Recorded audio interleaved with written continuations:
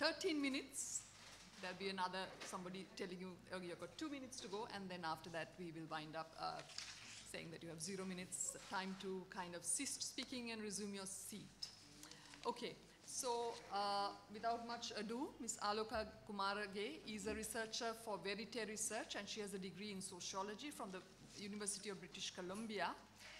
And Dr. Nishan Dimel is the executive director and head of research at Verite Research. He is an economist with extensive academic policy and private sector experience. I hope I'm correct because I just picked that up from the internet. Over to you, Ms. Kumar.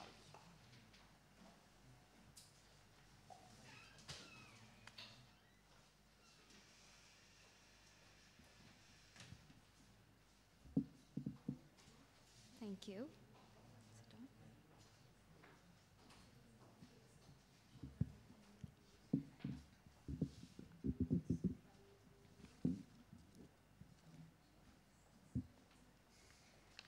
Thank you.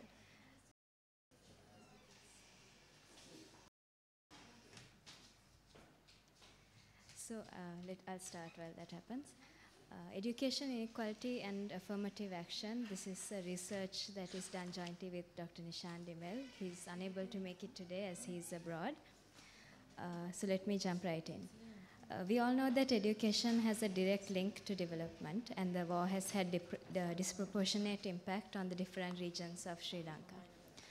And affirmative action is a possible way of addressing some of the issues caused by it. So looking into education inequality and affirmative action is important at this time for Sri Lanka. So the first concept we need to understand here is inequality. In education, how do we understand and measure inequality? This is a problem in Sri Lanka because we have not had a basis for measuring inequality in education. And this becomes even more important because we have had a system of affirmative action in place, that is a way of giving preference to different groups of people, in this case by district, on the basis that their education opportunities or resources are somehow unequal. So inequality can be measured in two ways, the way we see it. One is a quantity direction, that is we can talk about number of schools, percentage of A-level schools, student-teacher ratio, science labs, and so on. The other is quality direction. This is mainly the quality of teachers, but this is very hard to measure. And measuring quantity alone doesn't exactly tell us what the force or the impact of inequality is. So what we are trying to understand is education inequality, and the problem is that quantity measures don't tell us much.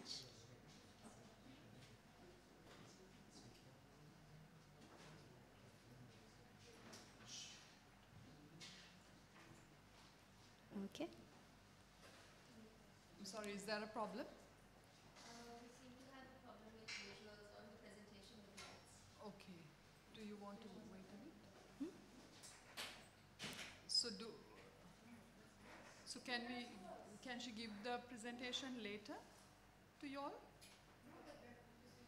We're trying to live stream it as well, so the cameras can't pick up on the So can't you kind of... Can you all manage to see what's on the PowerPoint with the light on?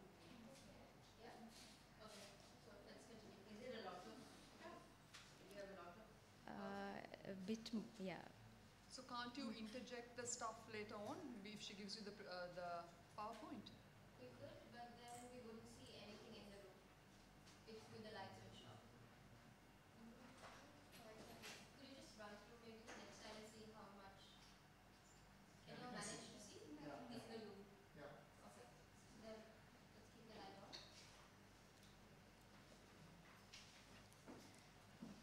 Okay, so what we are trying to do is come up with an inequality measure that overcomes the problem of quantity measures not telling us much and qualitative measures that are hard to evaluate. Instead of quantity and quality, we can also look at performance. We can say how good or how bad a district is based on how they do in exams. And the data mostly available here are pass rates. And I will explain why pass rates is not a good measure of performance in a bit. And this is why we have started to develop a measure of performance using the limited data that is available to us. But before we delve into that, we need to look at the concept of affirmative action. Affirmative action means that some disadvantaged groups should be helped by giving them some handicap. There's a basis for this. So for example, if we say that every student in all districts have equal ability, but they have different qualities of teachers, so an intelligent student in one district may do less well than the same ability student in another district, and we have to compensate for this. And then we give a lower cutoff to the poorer performing district. So in a way, it's adjusting for the difference in quality, although the ability of students is the same. Now, affirmative action in the Sri Lankan education system happens at the university admissions level, and this is what it looks like. The university admissions are done based on 3 criteria.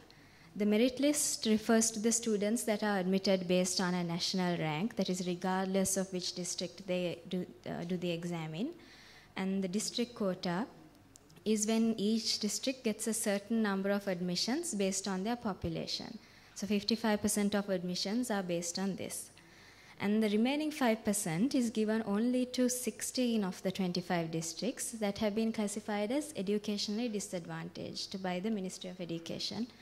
And again, it's distributed by population. You can see the 16 districts up there. So the inclusion of a district quota that accounts for a total of 60% is what makes our system a form of affirmative action. Affirmative action in Sri Lanka began in 1970. Until 1965, each university had its own entrance exam. And it was only in 1966 that the process was centralized and all were admitted on a 100% merit basis. In 1970, affirmative action was brought through standardization by medium. Standardization, if you don't know, is an indirect way of doing a quota. It's done by giving different weightages to the different mediums, Sinhala and Tamil medium in this instance. And in 1974, district quotas were added to the standardization by medium. So during this time, we had 2 layers of affirmative action in place. And the district quota started off as 100% by district, and then it changed to a mix of merit and district quota, and then the introduction of disadvantaged districts. At the beginning, there were only 10 districts. So the ratio of this distribution changed several times in 76 and 79, and the number of educationally disadvantaged districts gradually increased. By 1980, we had 13 districts.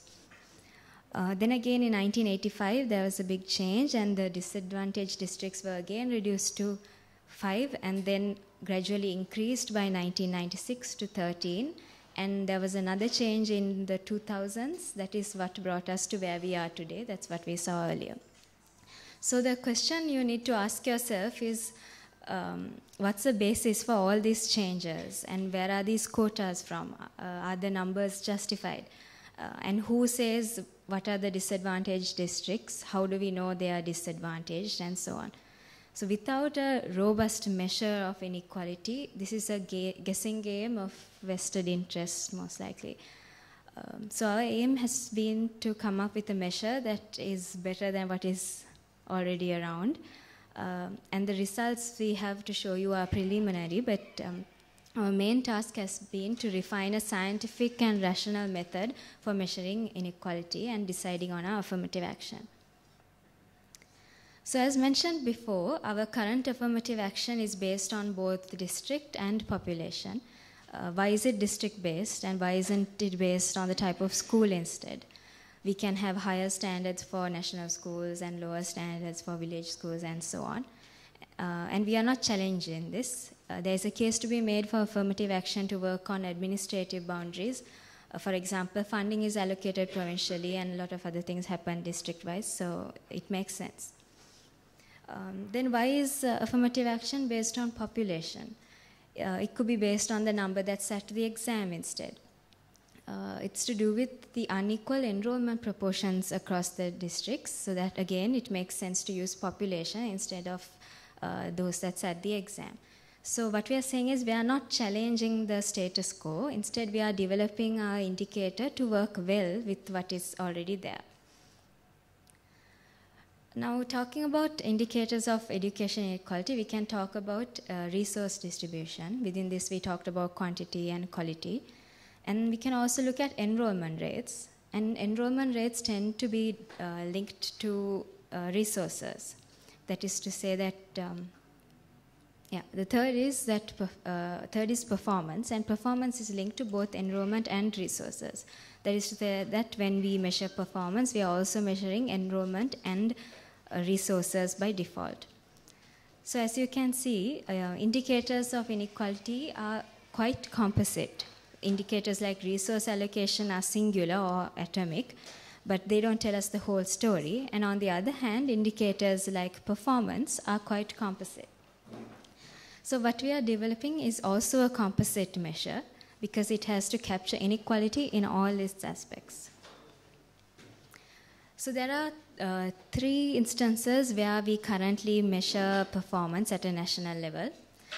First is the grade 5 scholarship exam, then the O-level and the A-level exam.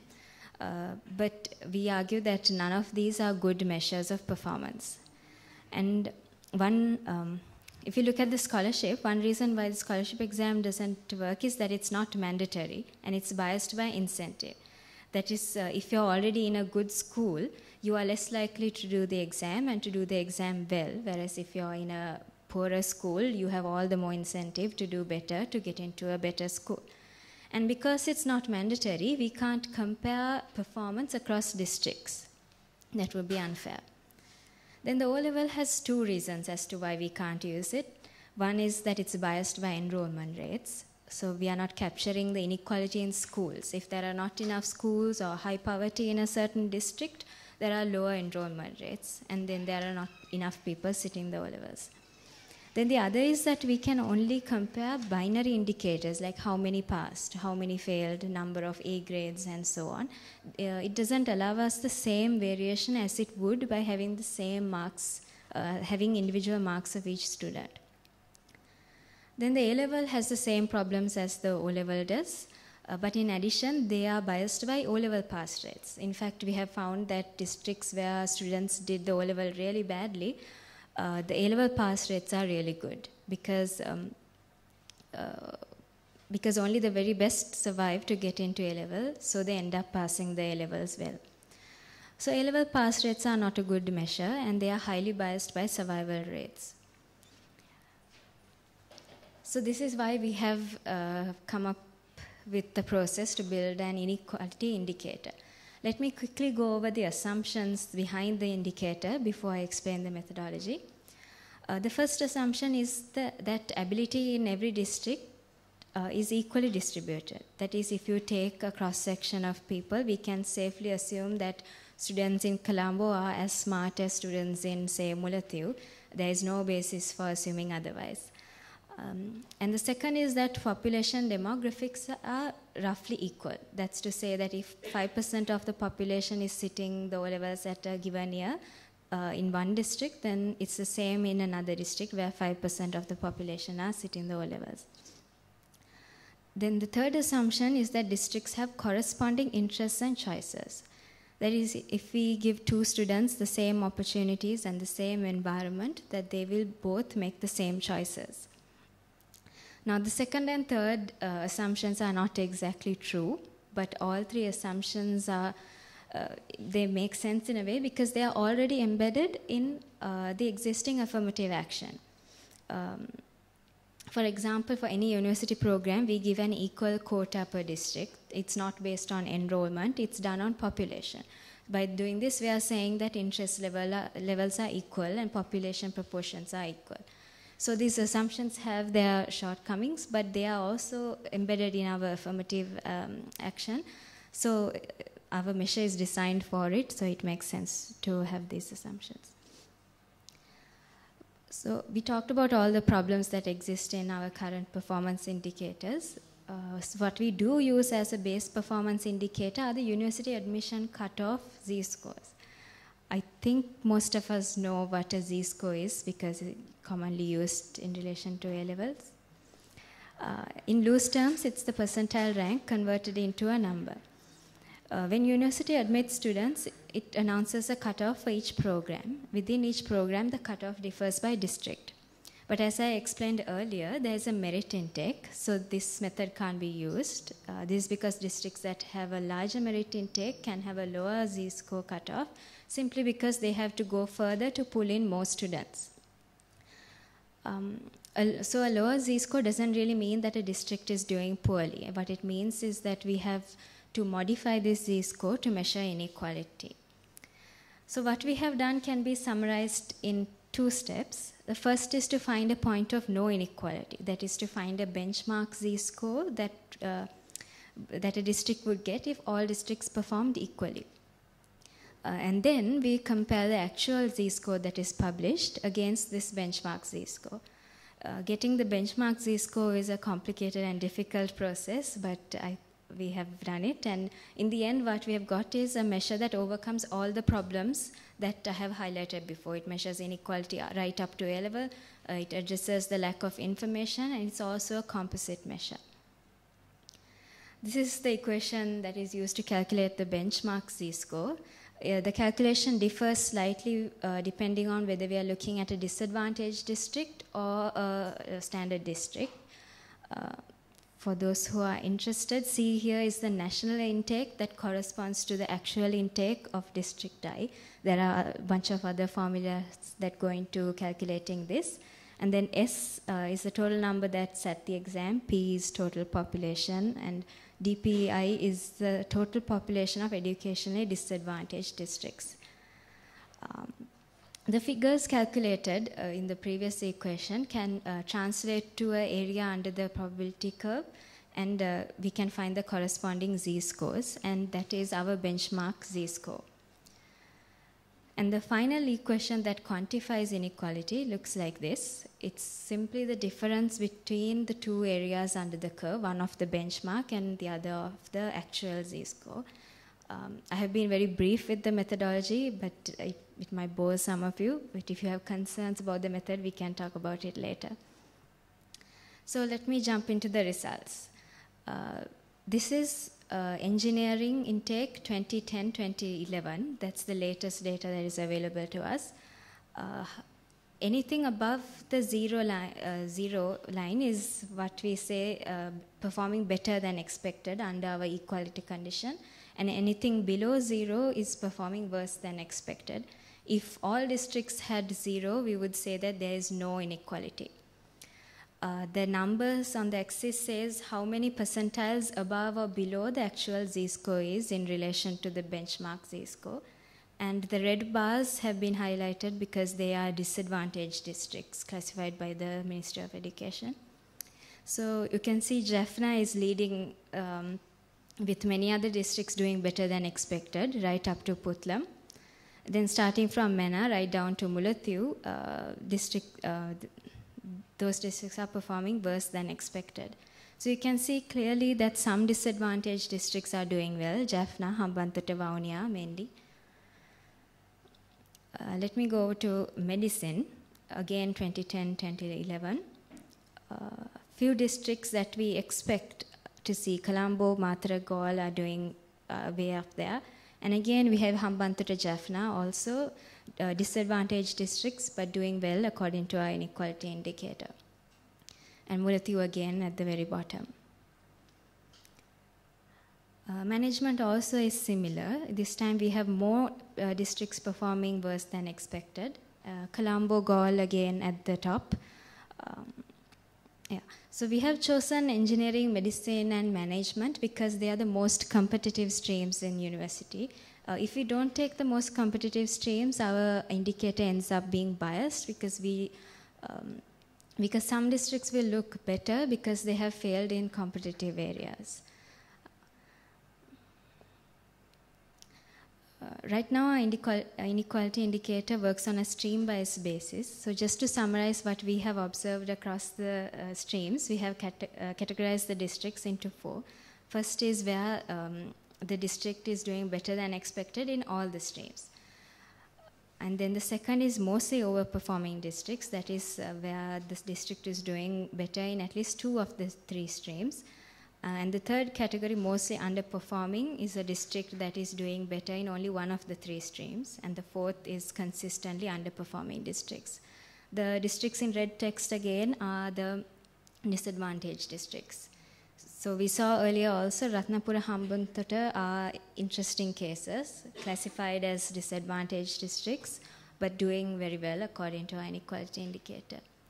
Matale is also interesting. It's falling behind only in management, and it's similar to all the districts in our second category, where management is the problematic area. So those districts are doing well in the hard sciences, but not so well in the soft sciences.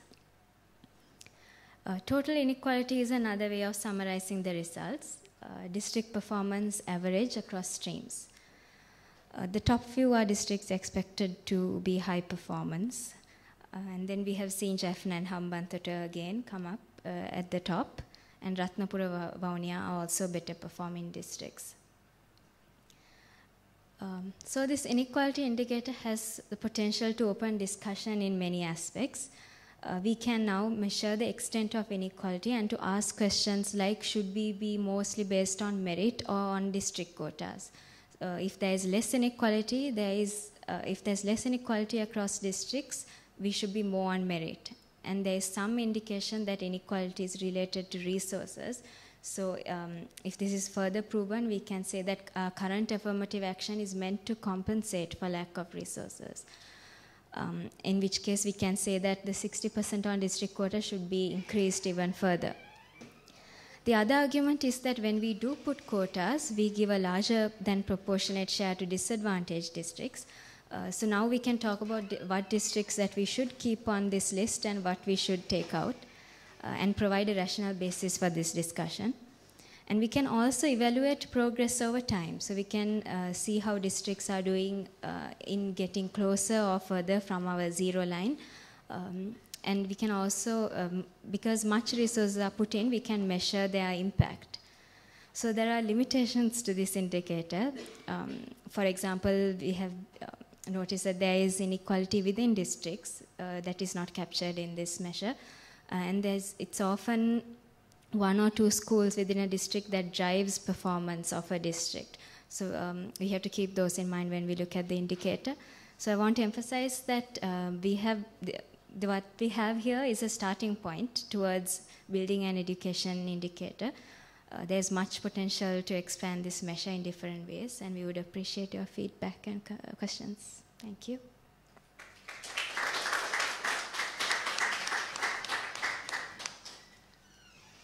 Thank you. Thank you very much, Ms. Kumarage, for that presentation, which was not only one of social, ethical, and methodological value, but one that is highly opportune in the context of Sri Lanka's educational sector, I believe. The paper provides us with a historical overview of affirmative action. I actually sat and read the paper. Vis-a-vis admission policies to higher education since the 1960s, from standardization by medium of instruction to combined standardization and direct quotas and district quotas and merit and so on, alongside fluctuating educational disadvantage district list. The paper also analyzes the shortcomings of these disadvantage rectification policies and existing measures of performance disparity over the last few decades. While the paper recognizes and emphasizes what it calls the inseparability of the aspects and indicators of inequality, well, from the social sciences, I would like to argue that we can also use a theoretical concept like intersectionality. I know intersectionality is generally used vis-a-vis identity, but we could use it also see what we can, explain inseparability in that context. Well, I'm going to keep silent because that's from that point onwards, given that there are 2 discussants mandated to comment on the presentation as well as other issues pertaining to education. So I shall restrain my own comments for the moment. May I invite Dr. Harsha Athapana, a senior economist at the World Bank and the lead education specialist in the World Bank's office in Colombo, Sri Lanka. I assume I'm correct in that introduction. Actually, this lead education specialist is fine. Lead education specialist, I stand Thank corrected. Thank you very much, Professor Vikramasinghe. And let me first say that I was very pleasantly surprised when I read this paper, which was circulated to me in advance, for two reasons. One is I was surprised by the technical quality of the paper, and very positively and pleasantly surprised. It was of much higher technical quality than many papers that come my way in the Sri Lankan education research community. Secondly, I was also surprised at the sophistication of the statistical analysis. Since Ms. Kumarage is a sociologist, when I was young, when I was the age of most participants in this room, sociologists didn't do quantitative analysis. So clearly, this was a very surprising paper. I also noticed there's an economist, Dr. Nishan Dimel, involved in it. But clearly, Ms. Kumarage in her presentation showed her understanding of sociology, of statistics and quantitative methods. I have a few comments on the paper and some broader comments as well. On the paper, I'll just make a few comments at different levels. One level is at the very technical level, which is the statistical analysis itself. So I have an issue with the first assumption that students are of equal ability in all districts. This may be true if all students were sort of randomly assigned to all districts. But given certain factors that we know about the determinants of cognitive ability, that may be a questionable assumption. For instance, we know that the nutrition levels of mothers, when they are expecting their babies, has a very strong impact on the intellectual abilities of individuals. And it has such a strong impact that after about the age of 2 or age of 3, that impact cannot be corrected for. In fact, there are some impacts that can't be corrected for once a baby is born. So the nutrition of a mother is very important. And if in certain districts the nutrition levels of mothers is higher than in other districts, then you wouldn't get equal abilities of children in those districts. So that's just one example, but there may be others. So it could be that you might need to make some corrections for those. I don't know, but that's for further analysis. Then I think also what I found very interesting with some of the technical results were that if a district level affirmative action policy is to be taken, and currently there are 16 such districts,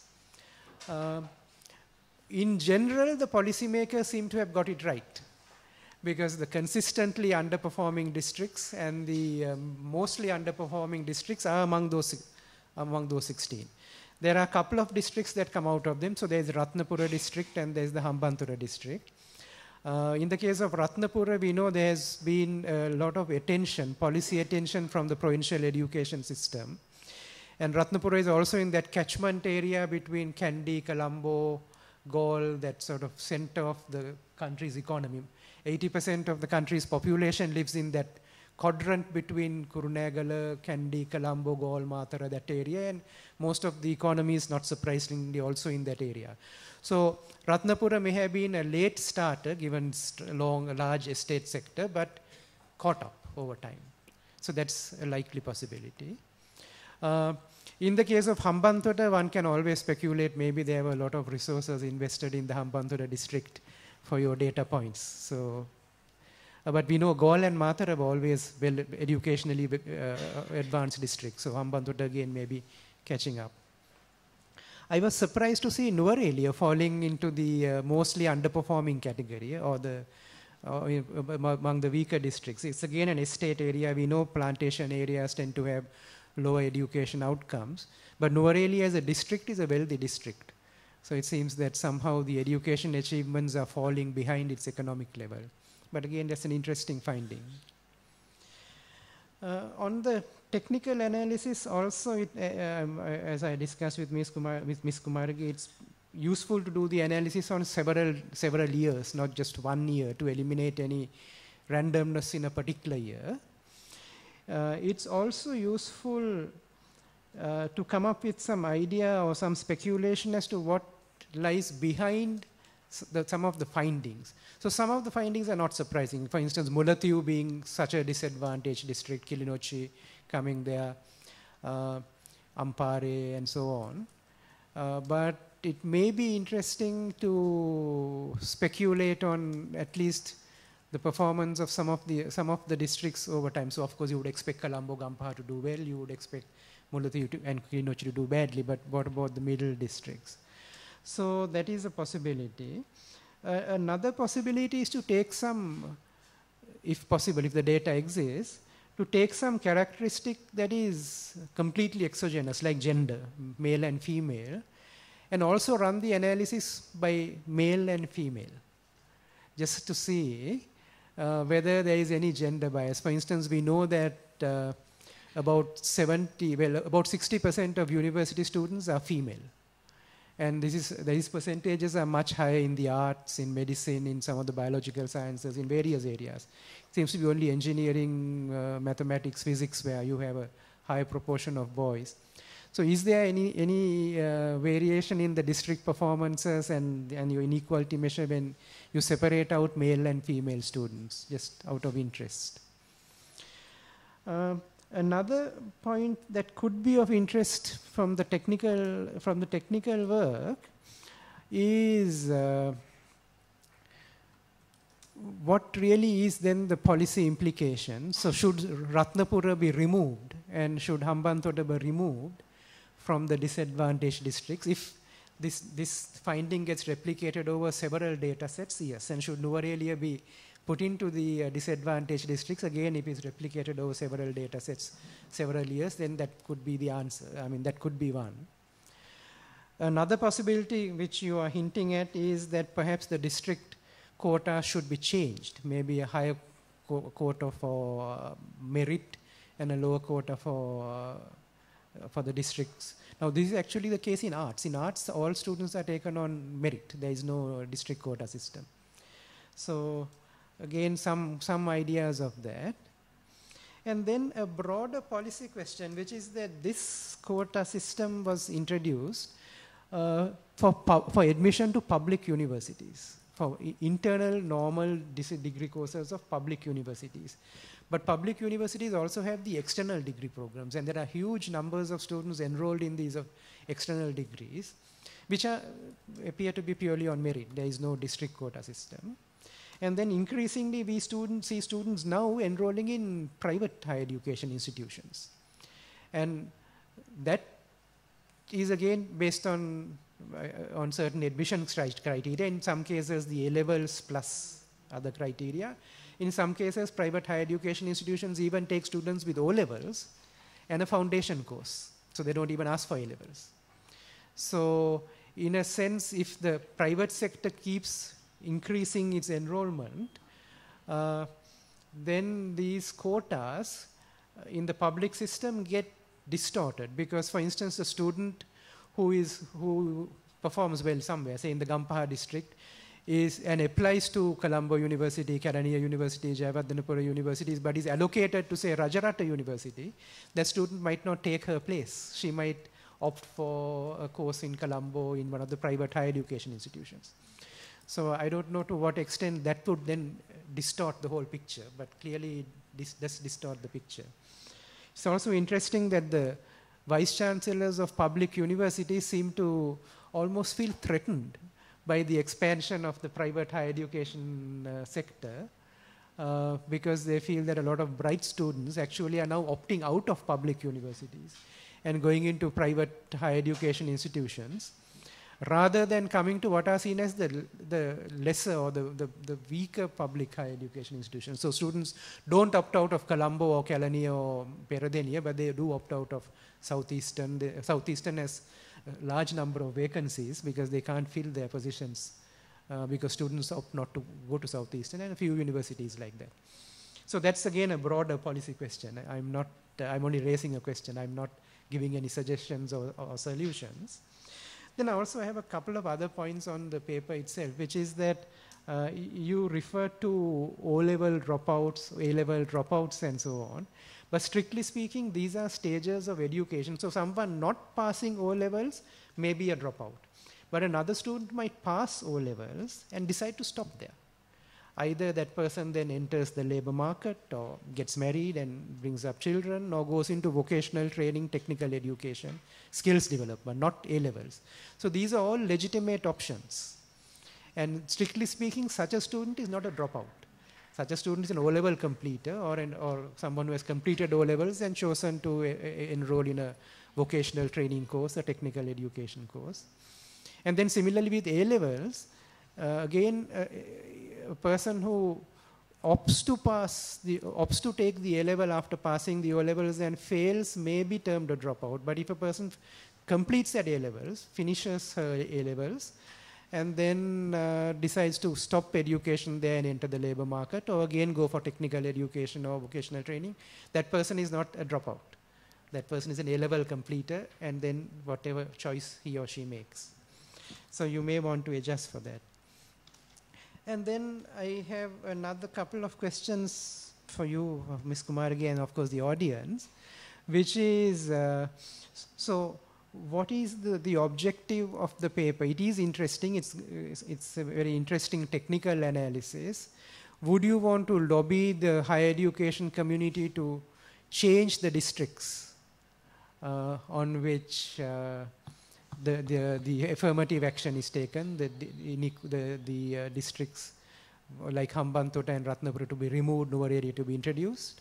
Or would you also want to say increase the quota of students who are taken on pure merit, on marks, and reduce the quota on districts? So what is the objective? And does this analysis on its own lend itself to that kind of policy implication?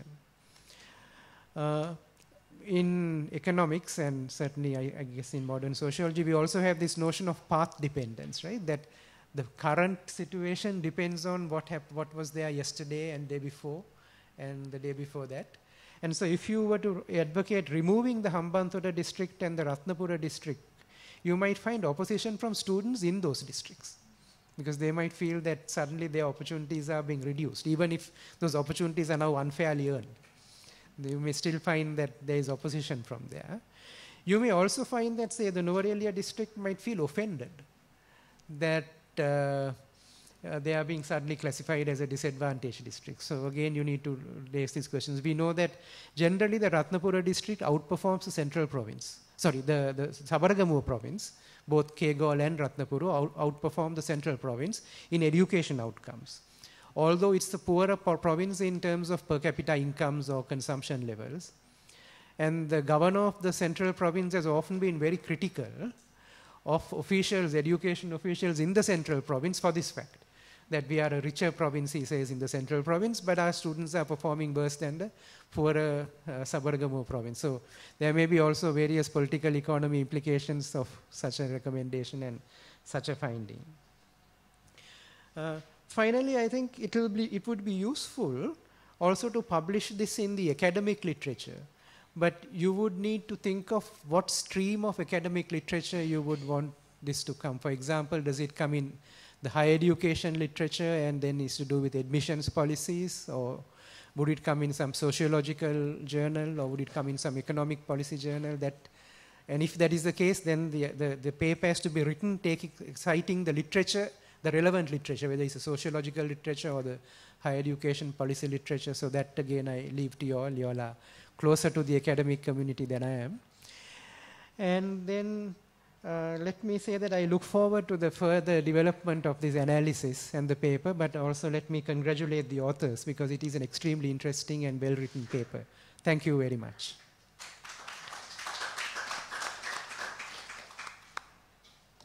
Thank you, Dr. Atrupana, for those insightful remarks and for the encouragement given to the presenter. May I now invite Dr. Shamala Kumar to continue the discussion. And Dr. Kumar, I believe, is oops. Yes, is the senior lecturer from the Department of Agriculture, Economics and Business Management, Faculty of Agriculture at the University of Peradeniya. Thank you. Thank you very much for that paper. And I think it brings out a really important issue, which is access to education and whether the educational system is fair. I think that's where you're starting off with. And it seems to me, the biggest point that I get from it is that there is wide variation by district, and suggests that there's a wide variation within the districts, and therefore there is obviously something there that needs to be addressed. And currently we are using a quota system that seems to, at least with the 5%, the district quota system, and then the 5% try to address that. And then I think the greater discussion was about that 5% and giving that 5% to a particular set of districts. Okay, so I think it brings out a lot of really interesting questions and implications, and I think what I have are a bunch of questions, because I think you're focusing on this exam performance, and in that I think, as a quantitative researcher myself, I feel that often when you're talking about quantitative stuff, we have to really narrow down what we are going to talk about. I mean, even with the sophisticated statistics, in the end, you end up having to narrow it down because you base everything on certain assumptions. But I think it brings out much broader issues that I think that really are important, and I think this is a really good forum, and I don't want to take too much time because I think it would create a really good opportunity for discussion. So I have some concerns that are a little more about these broader issues. One is, if you look at your results, I mean, one thing you wonder is what is exactly the nature of the problem? How did this happen and why is this happening? And one of the things that you brought up is this lack of technical resources. I think that for medicine and engineering, the sciences, you have this maybe lack of resources. But then you find that a similar pattern of results are there for management. And management doesn't have those technical problems. So this is obviously, this is more than a technical issue. This is something, technical resource issue. And then you brought up the possibility that it was teachers, the possibility that there is a quality of teachers. But I think the teacher issue itself is a broader issue because the districts that you're highlighting are also popular teachers districts. You know, that's where senior teachers strive to go in many cases, not all. I think Jaffna would not be one of those examples, but especially in 2010, 2011, that period of time. But still there is that issue too that suggests that this is a broader issue of resources. It could be a broader issue of resources. Then, so then you have all kinds of other issues that might come up when you think about this problem. One is access. When we're talking about access, I think we're talking about access to universities, but this is a access issue that starts much earlier than that. I think to me it would be something that starts off the day you set in the day you enter your first grade classroom, sort of determines some of it, because a lot of as we know that if you are teaching at the universities, for instance, you find that a substantial number of students are coming from popular schools. So if you end up going to a popular school from grade 1, and now we find that Shishatwaya students are also less likely to enter these kinds of schools because of other quotas getting in at that point. You know, we have the military entering, the university teachers, the doctors, all these very advantaged people putting their children in, and then you find that these access routes are diminishing for people who have less access. Then another issue that I think we have to think about is the unavailability of personal resources. If you look at the household survey results, you find that families are spending more and more on education.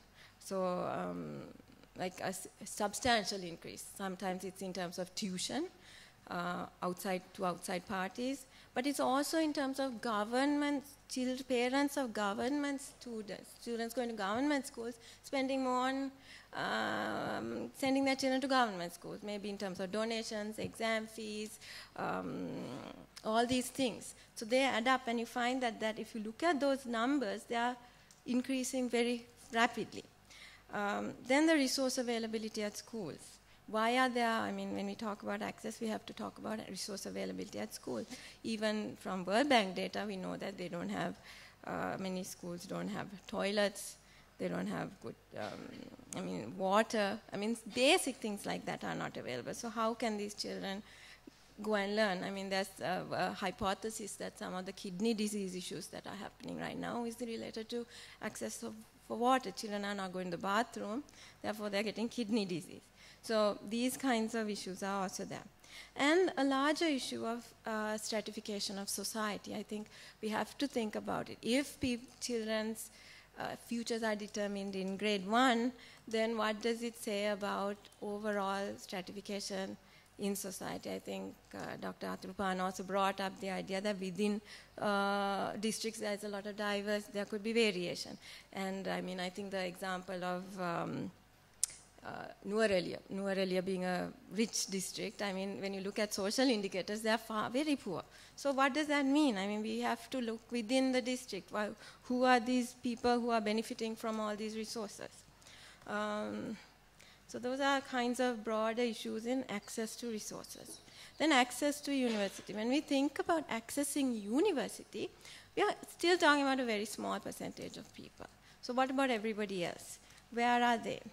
And that point, so I think that is something we have to think about. And I don't know that when the point that you're trying to address is equality and just like fairness in the system.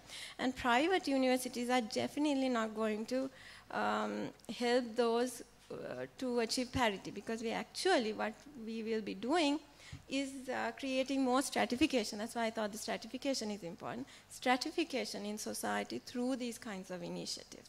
And that is, I think, when Dr. Aturupana, you mentioned that VCs are threatened by the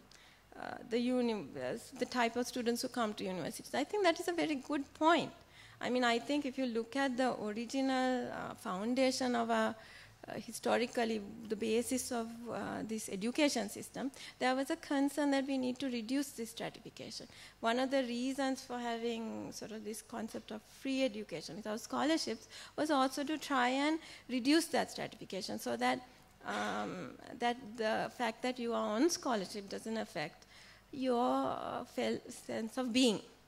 And today, if you think about it, I have maybe having someone living next to me 10, maybe several doors down in my neighborhood that I have absolutely no access to. My son hardly ever plays with that child. And that is also an issue of this stratification. And that is also an issue of this funding of education and the lack of disparity in how different schools are treated differently and how different people have more access to quality education.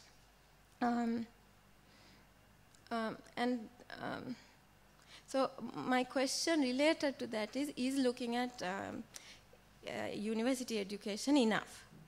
And also, when we look at that, do we need to think about what is the quality of the education they're getting at schools, and also what's the quality of the education they're getting at universities? And I think that's where that threat also comes in. When a student who is going to, say, University of Colombo, is that the same kind of education that a student who is going to a certain newer university is getting? And now that regionally people are allocated to different universities, so for example, if you are living in Kandy, you're more likely to go to University of Peradeniya. If you're living in another region, you're more likely to go to the university close by.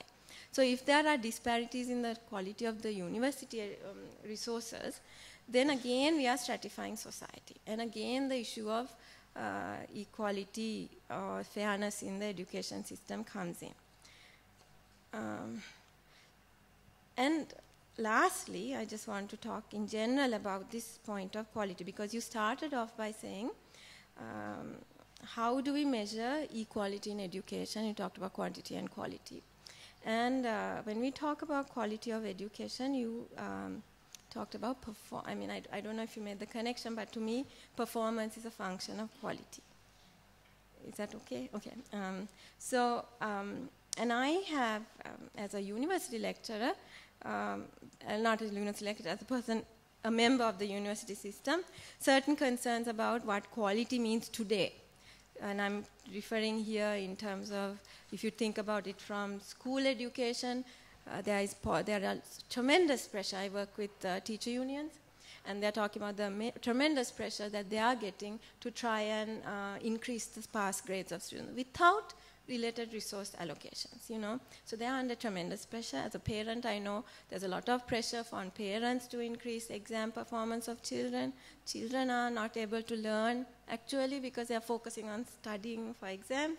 So those are all there. Then in terms of university education, now we are focusing a lot on in terms of quality, in terms of the teaching learning process. The World Bank funding is focusing on teaching learning processes and on how university students can then get jobs, without really thinking about what education is, what is our purpose in this education system. Is it all about jobs? I was doing a project at ETC funded yesterday.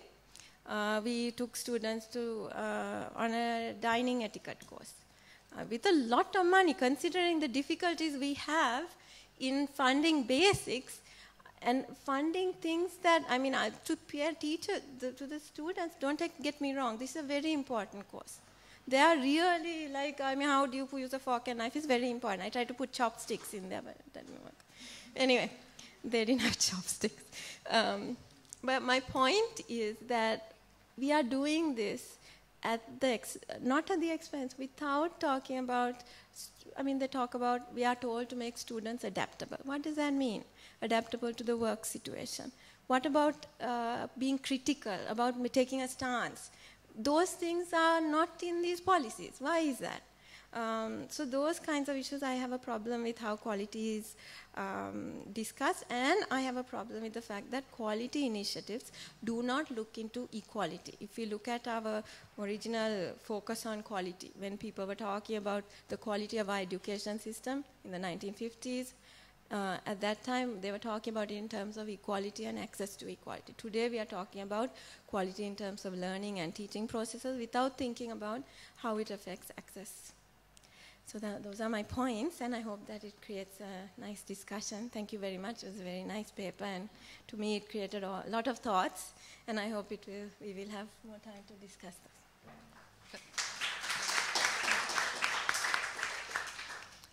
Thank you, Dr. Kumar, for more keener and acute insights that broadened out the discussion further, particularly pertaining to access to education. So shall we invite the discussants and the presenter back to the head table and open it out to the audience?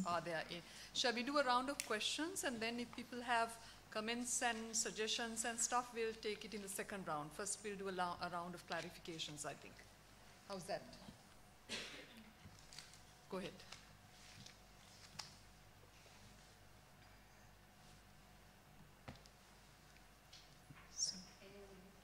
No one. So.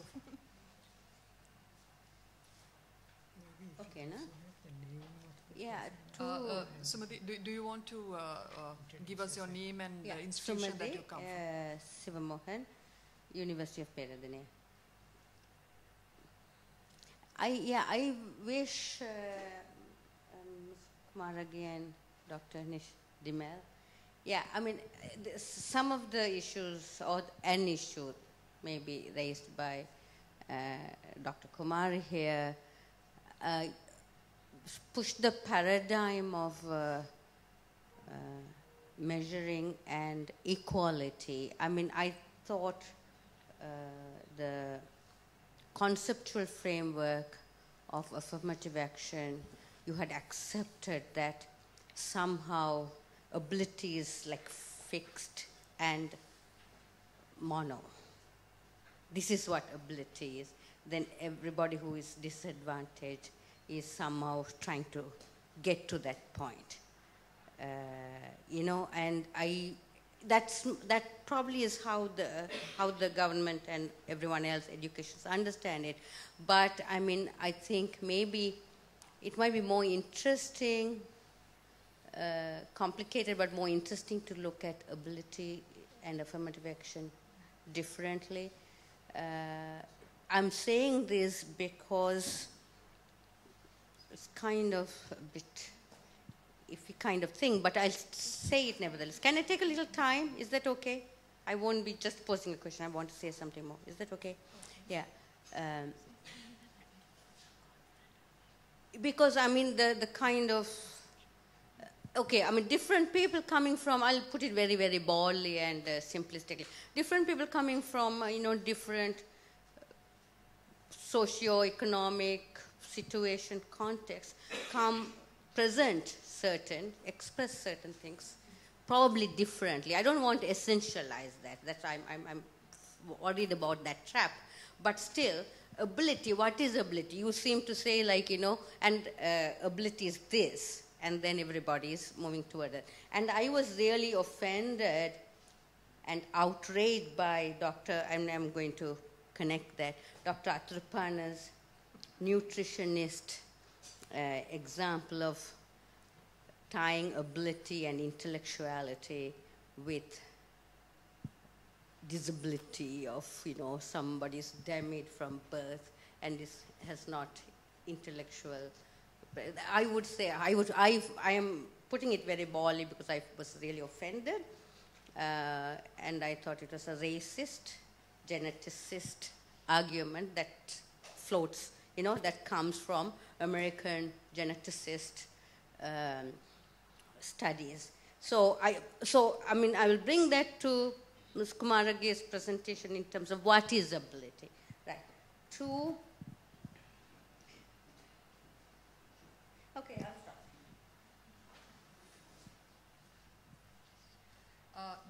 Shall we do a round of questions? Would you like it? Any other questions? Are we still asking questions? We're still asking questions.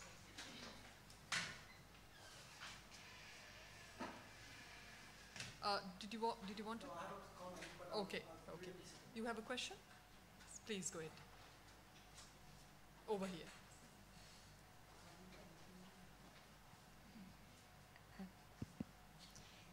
I have a question for Dr.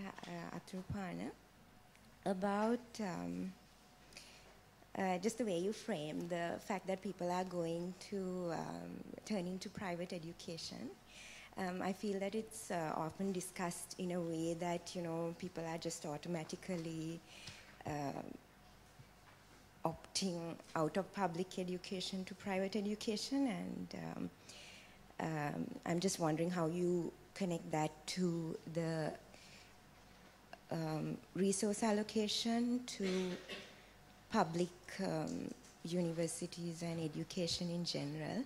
And then to build on Sumati's point about the cognitive impact of the undernutrition of mothers, I feel that it's a particularly it's one way of thinking about things, and it's a biomedical paradigm, I feel, which ignores the social causes of inequality. And since you work with the World Bank, and I'm interested in the health sector, I'm wondering whether that is why a lot of funding for health sector development also focuses on nutrition. Thanks. Are there other questions?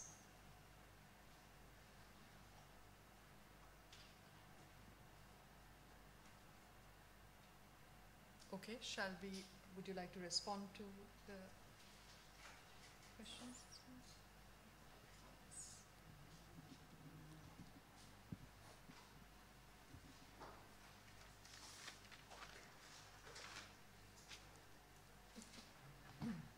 I think, is it on? I just want to highlight, maybe it didn't come out as clearly when I was speaking, that we are looking at performance of secondary education. So even though we are talking about admissions for different streams and all, so for example, if we are talking about engineering, what we are talking is performance in A-level mathematics, basically, because they are the ones who apply for engineering in university. So whether this performance is because of intellectual ability of a student or the resources they have got throughout the years, it's hard to assess. But what we have is a measure that assesses all these aspects together. So we cannot disaggregate the different aspects, if that answers some of your question. And also about the implications, more than saying this district has to be taken off the disadvantaged list and this has to be added, the results I showed you was based on 1 year. So if we do it for more years, that would give us a clearer picture. But more than saying that, what we want to highlight is we need a rational basis for having quotas, for having a list of disadvantaged districts. I took some time to explain the different changes that went through from 1970. That is to highlight that the changes seem to be sporadic, and districts are added, then districts are reduced. So what we want to see is, if we are looking for policy implications, what we want to see is a rational basis in deciding on our affirmative action. And maybe it could mean that we change, bring it down to a lower level instead of taking it all the way up to university admissions and so on. So what we want is the discussion to be based on something solid, a measurable way of looking at inequality. I think,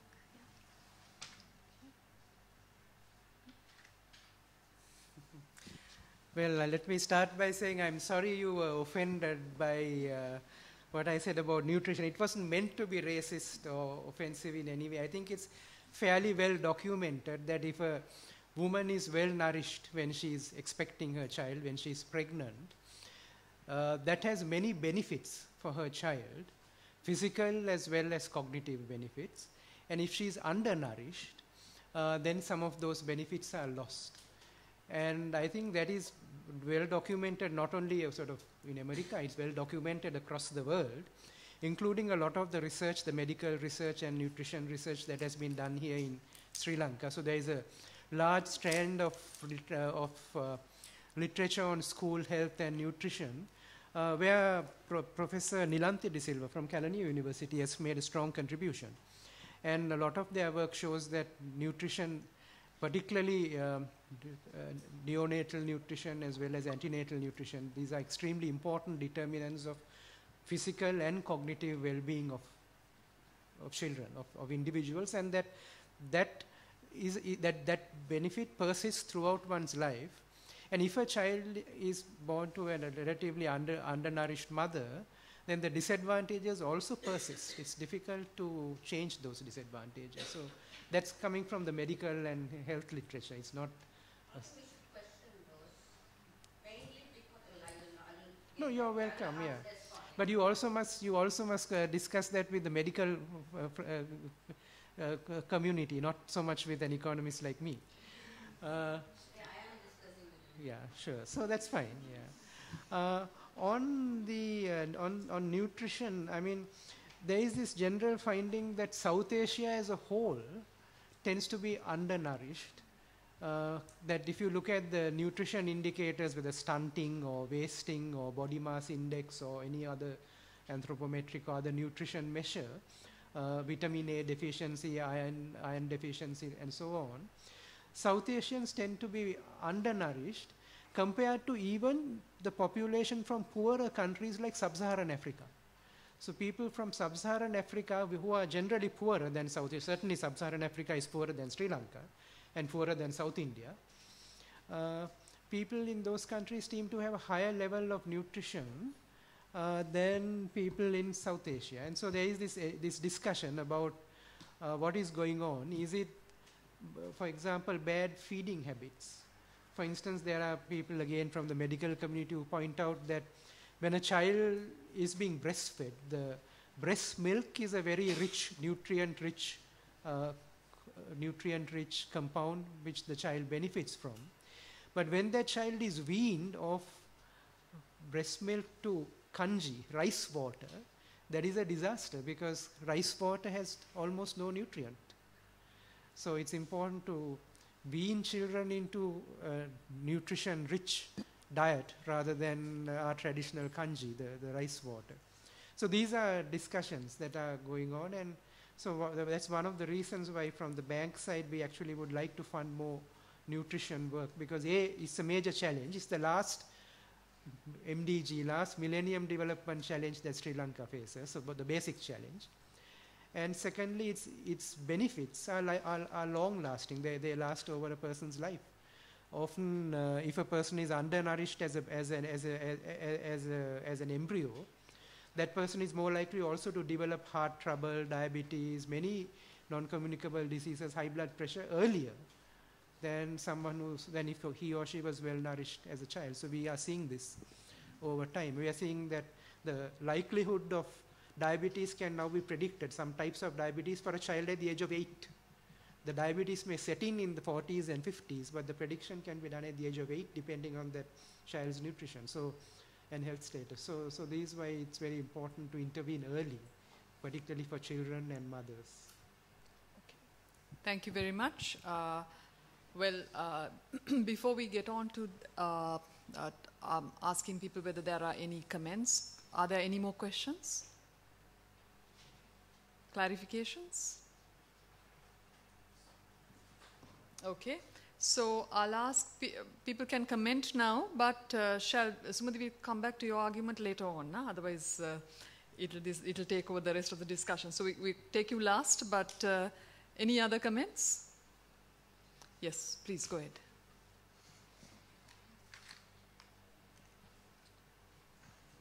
Thank you. It's a question-y comment. I have a query on the relationship between resource allocation and performance. Assuming that there is a relationship, I was wondering whether we could reimagine how affirmative action actually is rolled out. Right now, affirmative action is about admissions. And I'm wondering whether this kind of information can be used to inform policymakers in terms of resource allocation.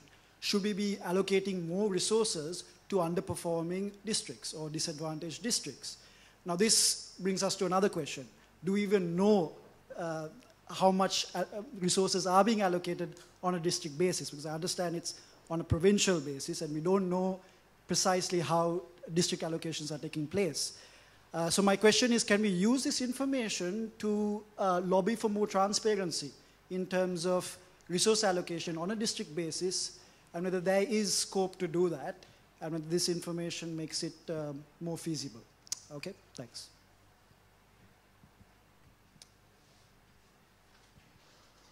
Yeah, in a sense, my comment is linked to Gehan's, but slightly differently. I think we have seen people speak about this district-based affirmative action in Sri Lanka as actually becoming one of the impediments and actually redressing inequalities in education that prevail, because these district quotas have become, rather than invest and take the proactive measures that are needed to correct the inequalities and imbalances, the district quota becomes a way of kind of adjusting to them. And I find that in your paper, Aloka, you say that this will provide, your objective is to provide a kind of rational basis for which districts must be in that categorized how.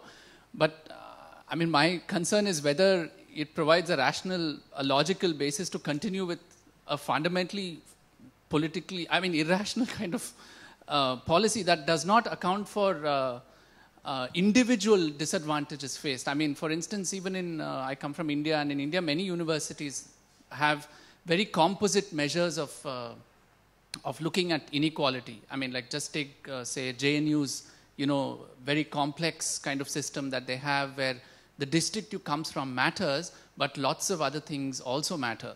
So for instance, I think in JNU, if I'm not mistaken, all female students get 5, what they call deprivation points.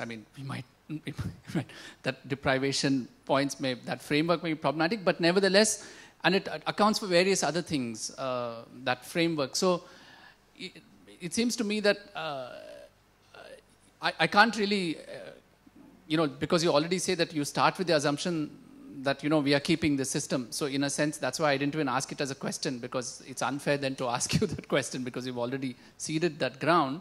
But it nevertheless seems to me that the implication of this kind of thinking is that it might well perpetuate inequalities that prevail while kind of making it appear that actually they are being redressed. I fear that, it might become part of the problem rather than actually rethink it quite radically. Like, for instance, through a very composite index that includes, what kind of school you went to, in a very personal, something that's much more sophisticated and has multiple measures, maybe. I don't know.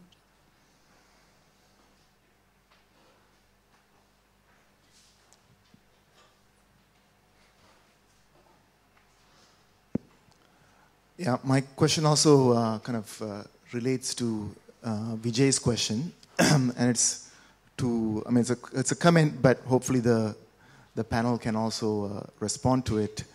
As in terms of, again, like it's also the politics of research, and when we make an intervention, what our intentions are, in the sense that there's been a debate in Sri Lanka in more recent years, I think with the Futa strike, as to whether there is a crisis of education in Sri Lanka. Right? If there is a crisis of education, then tinkering with whatever system that we have is not going to get us much further. It might actually entrench us, because the entire debate becomes about trying to tinker with whatever, that 5% of disadvantaged districts, right? Instead of thinking of a much broader transformative approach to addressing the problem. And that would also mean going beyond, I think, the districts. Now, I'm coming from Jaffna, for example. In Jaffna, there's a huge difference between those who go to urban schools versus those who are stuck in rural schools. It's just a world of difference. But there is also class, caste implications to what kind of schools children are stuck in. It's often, children of landless wage labor from oppressed castes and they have become even, it's almost like a form of social exclusion or segregation where they're stuck in these kinds of rural schools. Anybody who has money can send them to urban schools. Now, how are we going to address those kinds of issues unless we start to think of, even with respect to affirmative action, are we going to be able to, as far as the North and East and even maybe parts of the South, begin also a debate in relation to caste, in relation to education? Or, isn't it important to bring the whole question of class back into some of this, or the rural-urban divide? But all of this also relates to the much larger question, which we may not have the answer right away, but is there a crisis in education that really calls on us to look much deeper at this question of education inequality?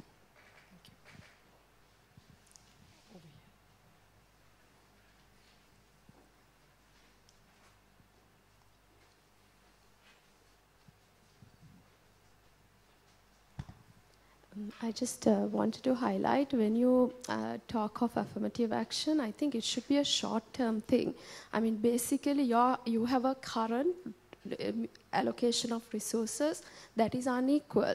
So you actually compensate for the current status. But that doesn't, if the policymakers feel that this is a solution to the inequality, that's absurd. The fact that from 1970, that even from a policymaker's point of view, or when those who discuss policy, any government should be challenged to say, how can you from 1970 increase the number? The idea is that this affirmative action takes in to compensate for the current inequality, but policymakers eventually should see their list going down. So the idea is there should be, onus should be put on the policymakers to say, look, it's great that you're addressing the compensating for the current inequality, but you should have a target to say, okay, 15 districts from so many years will come to 10, from so many other years will come to 5. And also the other problem is it's coming to 5 simply because 2 schools are doing well. That's the other problem that one has, because there isn't enough data. We do not have data by school to be analyzing. I mean, basically, it's difficult to get data for the public, for the researchers to do that kind of analysis. So to me, it's a compensation you're making short term, and the fact we should be ashamed that we are even increasing the number of districts.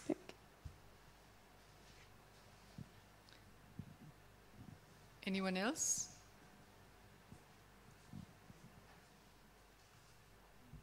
Thank you. We have about 10 minutes. Sumati, sorry. I just want to connect this to what Dr. Kumar said. I mean, a lot of the comments. And, you know, we're also looking at university admission and not looking at the quality of education and allocation of resources. Somehow it's about university, entering the university, that becomes the benchmark for evaluating quality, and and then it deals with a very small percent of people, and then say, okay, this is a disadvantaged area. So allocation of resources also then becomes connected to how many more people can enter the university, and then work its way downwards from that, probably. I don't know. Is that it? And for instance, I mean, I'm just wondering, if from Mullaitivu nobody gets into the management faculty, I will say very good. I don't want anybody. I mean, personally, as an educationist, nobody should get into a management faculty in anywhere in the world. I mean, so why are we then saying so many people are not entering the management faculty? So there's a problem that, no, I think we should look at what is being offered and why and for what. I mean, those primary, basic fundamentals is something that we should look at assessing, and I think that's what Shamala's paper also was trying, was bringing up here. And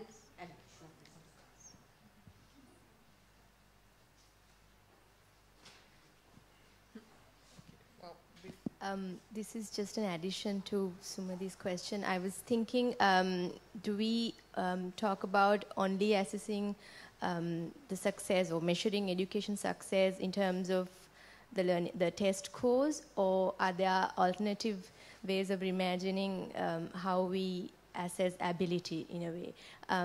For instance, ability to withstand shocks, ability to withstand failure, which are like currently common in university education. We find that when people fail exams, you go and stab the university lecturer, or you go commit suicide. Is there enough amount of counseling, enough resources, allocations given for building life skills about stress management and managing life skills that are essential in terms of that you need to have further on?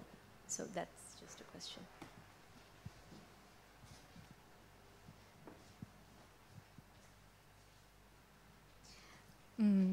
I think it's the same line of thought, and I think I only saw half of the presentation, and I see how it was framed, and I think it is helpful, and it has its from the previous discussion I was in, where I wanted to select some districts and some schools to do a certain project. For this kind of information, I think this kind of presentation and your approach is helpful and it has its merits. But I also like the line of thought that Sumati kicked off, and I think also by our colleague there.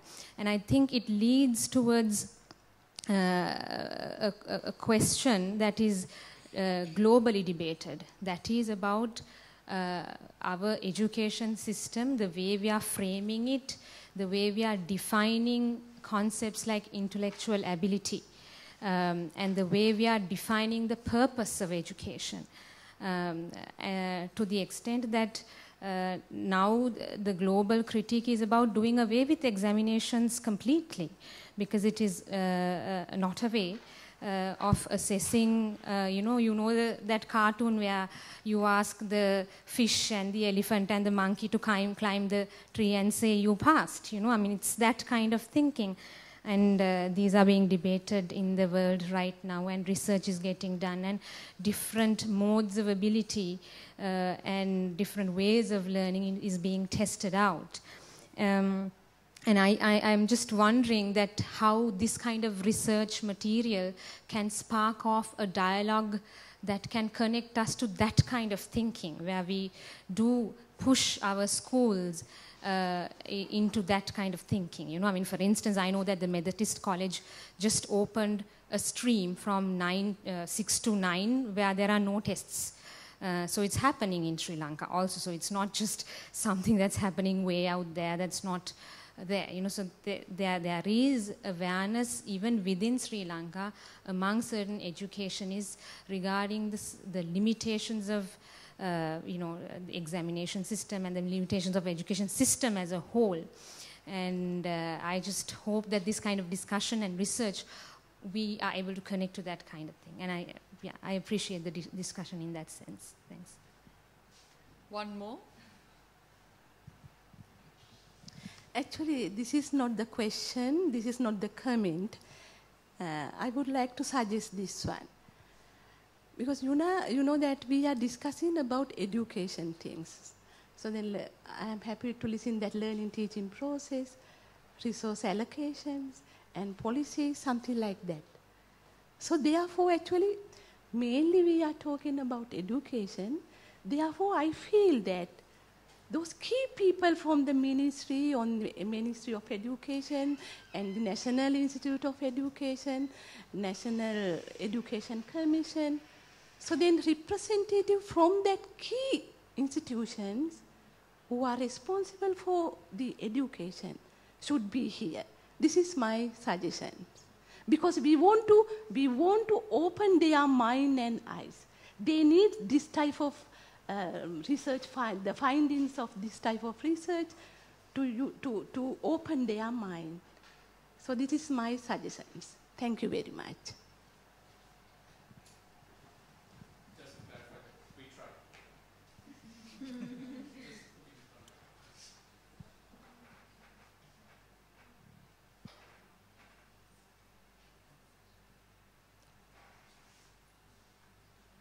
Okay, I think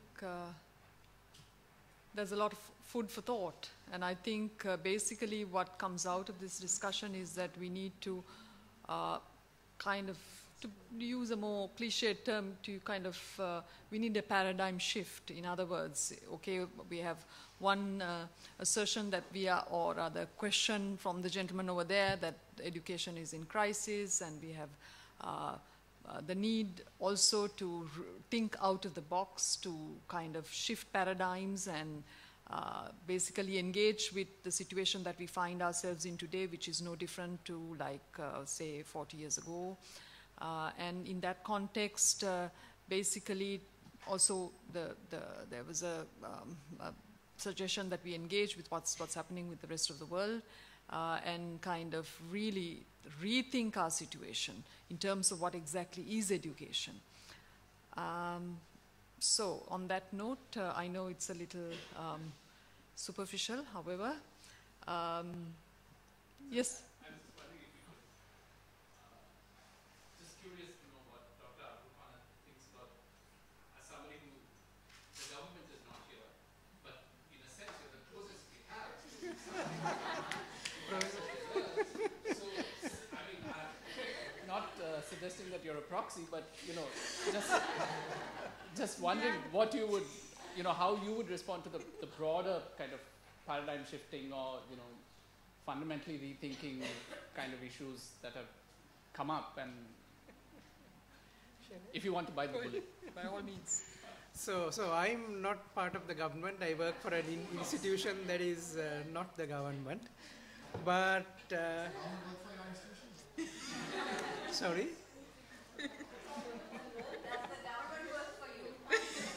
Unfortunately not. So just a couple of comments on the discussion. So on the issue of resource allocation. So clearly, resources matter. Resources are important.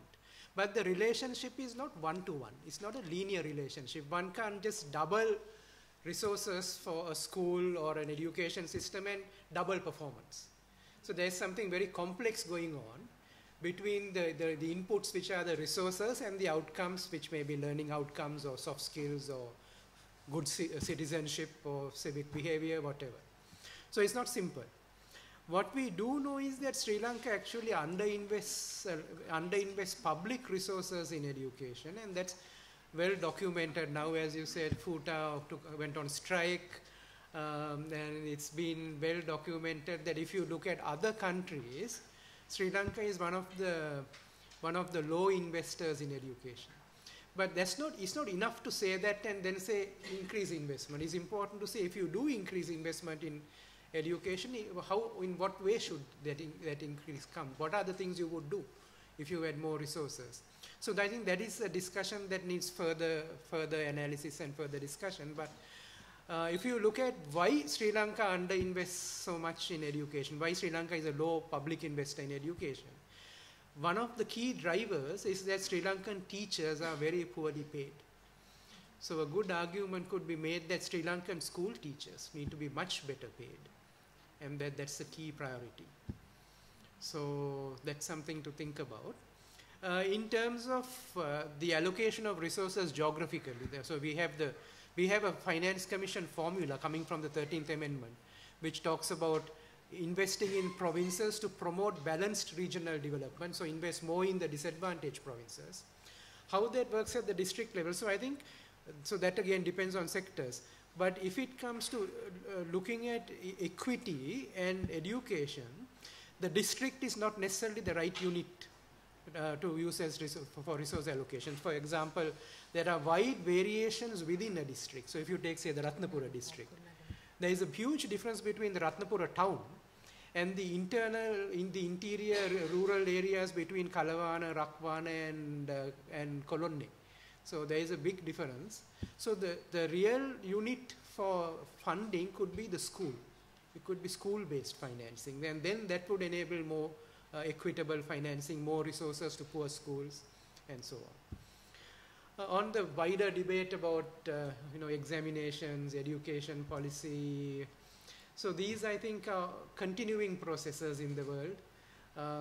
The debate on education policy today would be different to the debate 10 years ago and 15 years ago and 30 years ago, and Sri Lanka needs to participate in that debate. At the same time, I wouldn't say that Sri Lankan education is in crisis. I mean, Sri Lanka, by the standards of many countries, has a good education system. Most of you are products of that system, and fairly high. Well, yes, but that's so for products of the Sri Lankan education system. And I mean, I wouldn't say that the system is in crisis, but if teachers continue to be so poorly paid, that could undermine some of the gains over time. So I think there is a case for saying that teachers need to be very much better paid. Do you want to wind up? And then we'll have one more couple of yes. Okay. I just wanted to add to that. I think I agree completely that resource allocation is not completely the issue, but I also think that currently, I'm just talking about our experiences at universities, that the way, I mean, the government says they are trying to reform the system, but that's a very undemocratic kind of reform method, and it's not really helping. So, for example, ragging in universities continue. We have to do something about it. But there is no engagement with us in terms of this. There's sexual harassment. That is not discussed. There's clear differences in the way men and women are treated. There are clear differences based on ethnicity. There are enforced dress codes. All this is so against university education, and still none of the policies that are coming, and most of the funding is coming through these HETC projects, are not address that. In fact, we are so busy doing this HETC stuff, we don't have time to do those things. Yeah, honestly. Exactly. I mean, it is just, I have such anger towards it. So it is voluntary, you cannot do it. No, it's not voluntary. It's not voluntary. Do not think it's voluntary. Yeah, it's not voluntary. They may say it's voluntary, it's not. Secondly, the other point I wanted to make was about this issue of cognitive ability. I think it's important to realize that nutrition has an effect on cognitive ability, on performance at schools maybe. I mean, that's important, but I think it's not, I think we have to recognize that cognitive ability comes from a history. That concept comes from a eugenics movement history. Mm-hmm. And also, I'm just a little concerned that about the, we make this connection between, at the individual level, between maybe nutrition and performance. I'm wondering if we can expand that to regional level differences, because then you have this ecological problem there. The logic is a bit of a problem. So I think it's dangerous to make such inferences. But I think also, I don't think we should leave nutrition to the doctors and the medical community. I think we all have a stake in all of that. And we should feel very open to critiquing it and discussing it. Yes. Thank you very much. Ms. Kumarage, anything? So then it's left for me to thank the presenters and the presenter and the discussant and the audience for making this a very engaged and enthusiastic interaction. Thank you very much.